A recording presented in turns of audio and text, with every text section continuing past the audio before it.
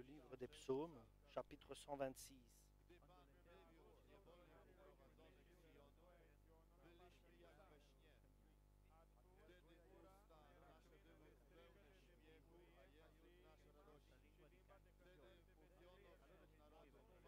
Quand le Seigneur rétablit Sion, nous pensions rêver.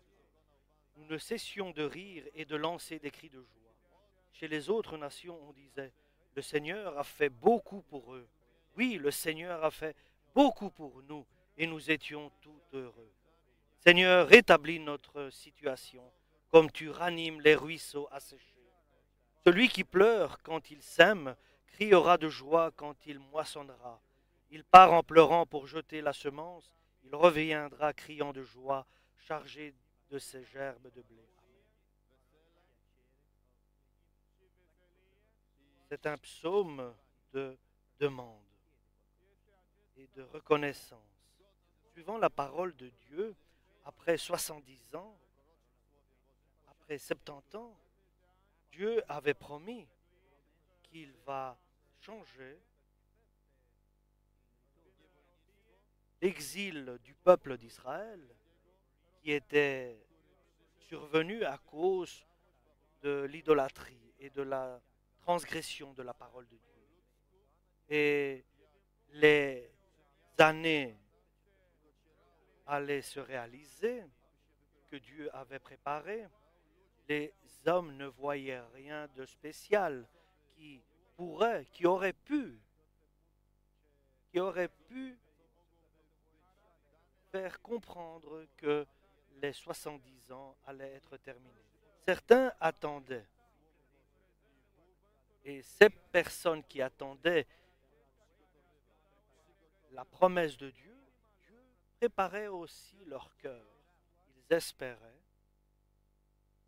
que Dieu, qui a parlé, est capable de réaliser aussi.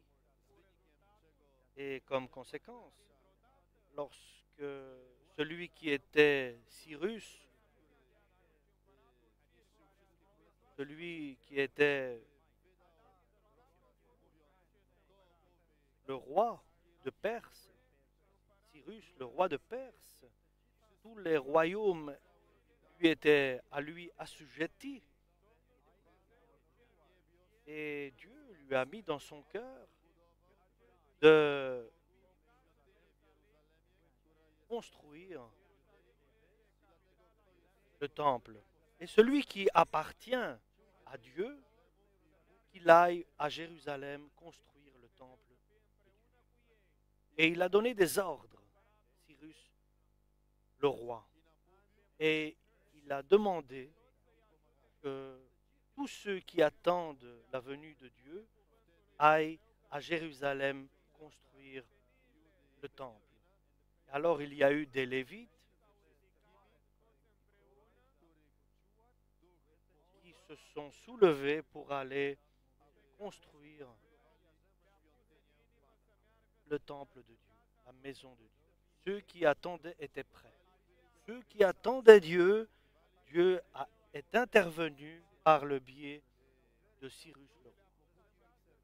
Et ainsi, Dieu a conduit un peu de peuple, un petit peuple avec une grande mission à accomplir. Et lorsqu'ils sont arrivés à Jérusalem, ils ont vu la ville. Et toutes les nations disaient, Dieu a fait de grandes choses parmi les peuples. Et ils confessaient que Dieu a fait de grandes choses pour nous aussi, disaient ces personnes. Et a commencé certains soucis. Ils disaient, nous sommes peu. Ramène ceux qui sont aussi exilés et captifs. Et il y avait aussi un endroit qui était un désert sur le sud d'Israël. Et lorsque Dieu ouvrait les torrents du ciel, alors descendait beaucoup d'eau dans ce désert-là et venait de l'eau du ciel et cet endroit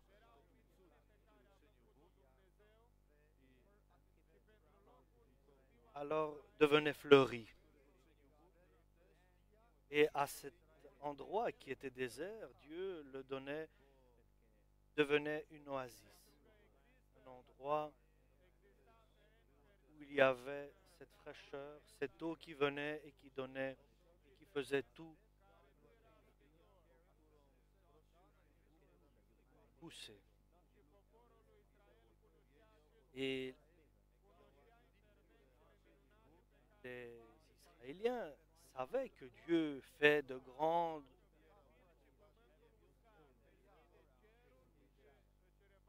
prodiges. Et Dieu agissait de la sorte à cette époque-là. Maintenant, de nos jours, Dieu agit de la sorte, mais spirituellement. C'est celui qui prend soin des endroits qui sont déserts de son peuple. Des endroits où il n'y a pas d'humidité et de fraîcheur. Et bien sûr, nous comprenons que c'est sa présence qui rend la fraîcheur et la fertilité. Et nous demandons à Dieu qu'il donne de l'eau et de la rosée et de la pluie pour que pousse la verdure.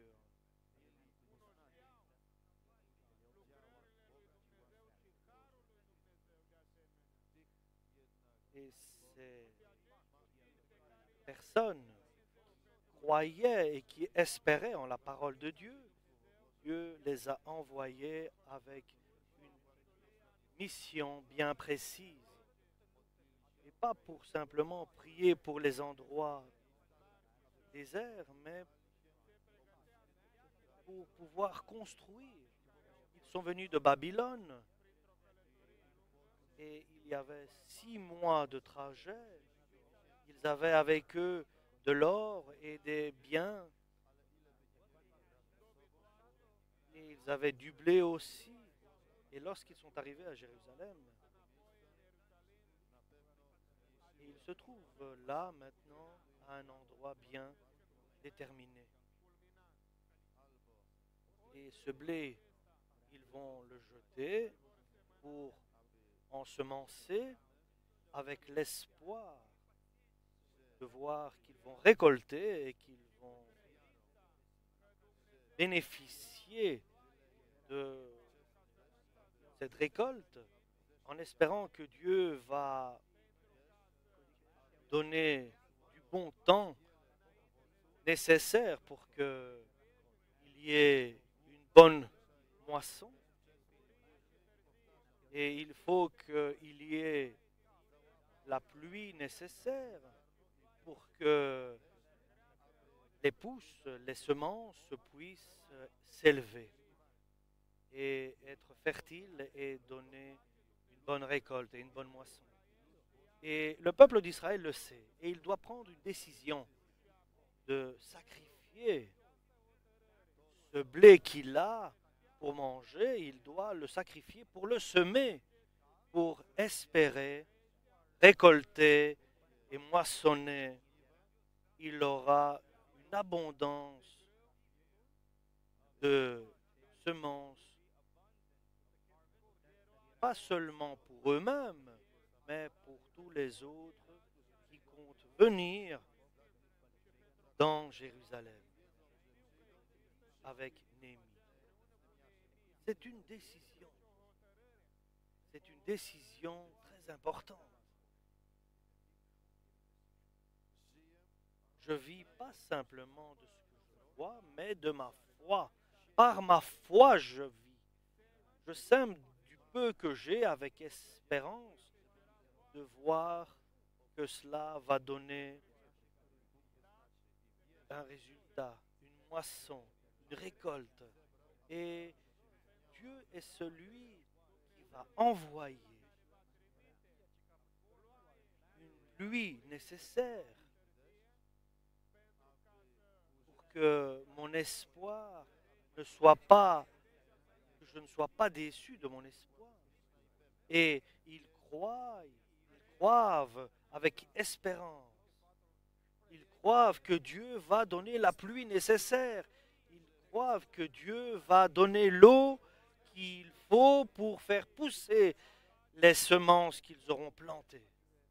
Ils croient que Dieu va donner la pluie nécessaire à la semence qu'ils ont plantée. Ils espèrent en Dieu, que Dieu, comme il continue à faire, il continuera à répondre à leurs prières, d'abord à leur œuvre et à leurs efforts. Parce que Dieu, s'il ne répond pas à leur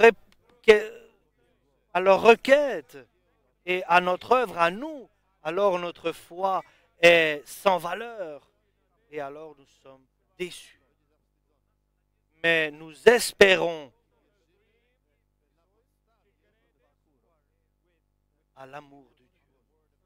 Nous espérons à la grâce du Christ, à la force du Saint-Esprit. C'est à cela que nous espérons. Parce que, chers frères et sœurs, nous avons tous dans notre famille des endroits déserts qui ont besoin d'une pluie nécessaire pour rafraîchir, pour redonner la vie à cet endroit-là. Et nous avons une petite force. Nous avons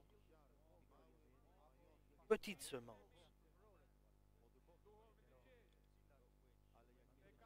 Lorsque nous les semons avec espoir que Dieu va élever, va faire croître et donner la fertilité, alors nous aurons une bonne moisson, une bonne récolte. C'est pour cela leurs bouches sont remplies de paroles. Et pas parce qu'ils sont rentrés de Babylone à Jérusalem. Bien sûr, nous sommes heureux que nous sommes ici réunis pour glorifier notre Dieu, pour écouter ses paroles. Et chacun, avec son témoignage, a reçu une invitation de qui? Du Tout-Puissant, alléluia. Et par Jésus-Christ nous a rassemblés dans son Église et dans son peuple. Et nous a fait un peuple saint. Un peuple sanctifié que Dieu a appelé pour que nous puissions annoncer sa bonne nouvelle, cette bonne nouvelle. Et nous remercions Dieu pour ce qu'il a fait. Nous glorifions Dieu.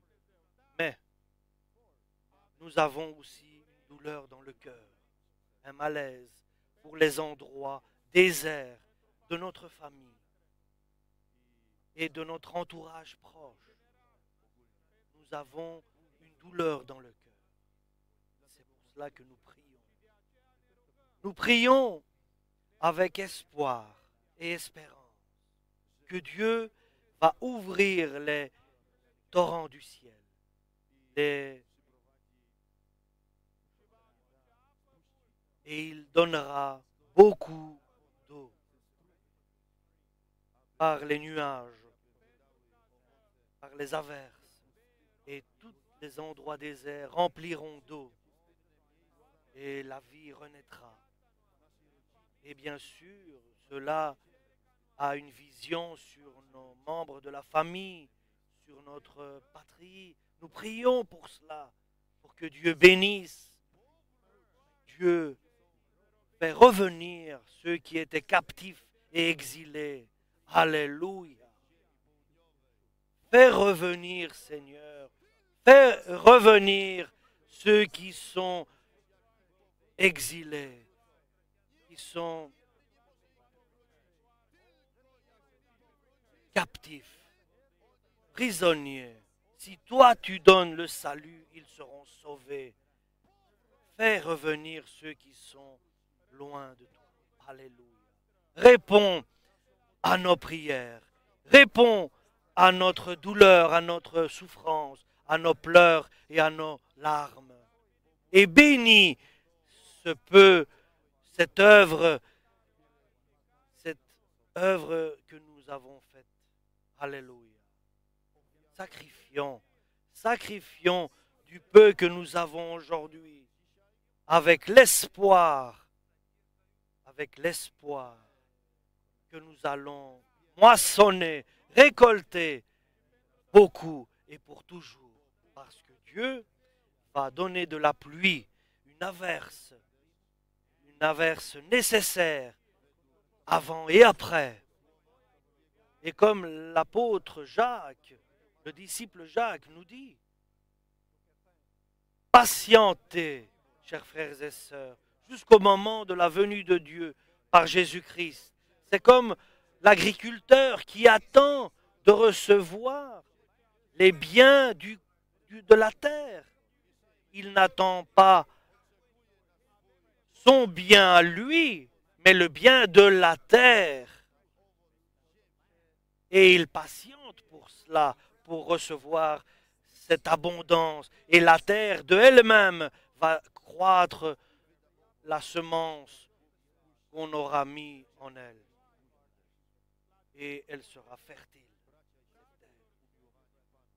par Dieu, par l'eau qu'il aura envoyée. C'est un bon message. Et Dieu nous donne un bon message pour les endroits qui sont déserts. Et je peux vous dire, Dieu a de bons projets pour les endroits qui sont déserts. Alléluia! Toi qui entends avec douleur, avec souffrance, Dieu a des torrents préparés qui sont prêts. Il a des torrents qui sont prêts.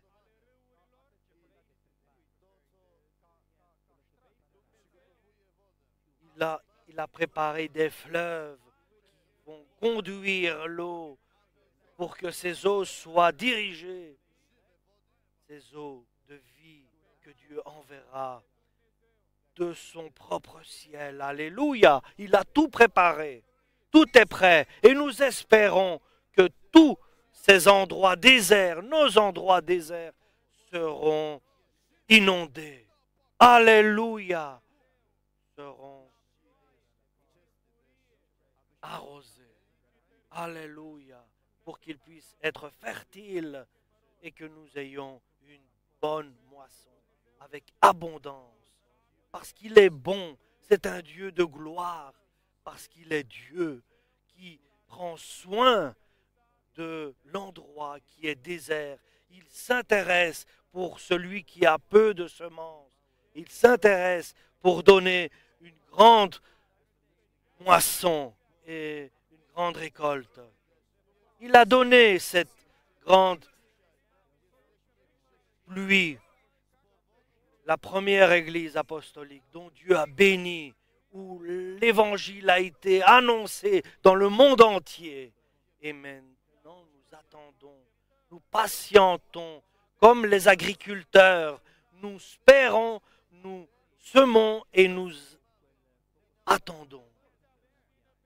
Mais nous attendons, nous patientons que Dieu vienne remplir les endroits qui sont déserts, pour que tout soit arrosé. Alléluia, pour qu'il puisse arroser les endroits qui sont déserts, pour que nous puissions récolter, moissonner et avoir beaucoup de récoltes. Alléluia.